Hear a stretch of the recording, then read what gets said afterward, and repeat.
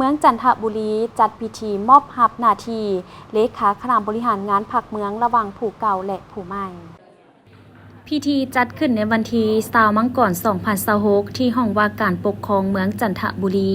เป็นเกียรติเข้าร่วมของสหายอนุภาพตุลาลมเลขาคณะพรรคนครเมืองจันทร์ประธานสภาประชาชนนครเมืองจันทร์มีคณะพรรคนครเมืองจันทร์คณะพรรคเมืองและภาคส่วนที่เกี่ยวข้องเข้าร่วม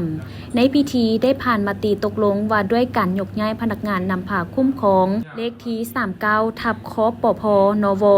ลงวันที่16มังกร2026เคนดียกย้ายสหายแก้วประเสริฐไซปัญญา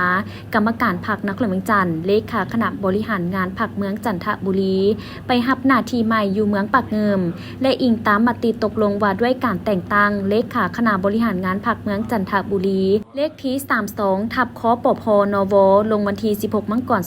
2026เห็นดีแต่งตั้งสหายนางสุมาลีธรรมวงศ์กรรมการประจำพรรคนครเมืองจันทร์ประธานสหพันธ์กรรมบาลนครเมืองจันทร์เป็นเลขาคณะบริหารงานพรรคเมืองจันทบุรี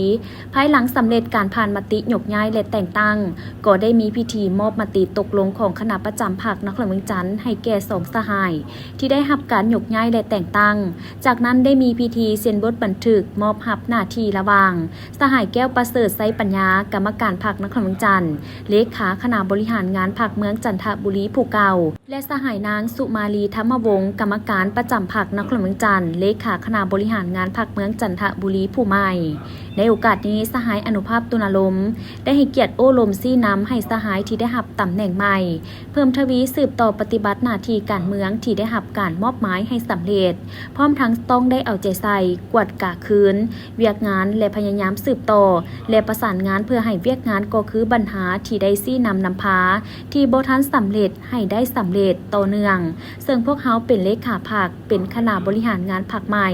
ต้องได้ปฏิบัติพันธะหน้าที่อยากได้คือแนวนั้นต้องได้พันขยายแนวทางของนครเมืองจันทร์เป็นแผนงานซึ่งเป็นหน้าที่ของสหายเลขาพรรคผู้ใหม่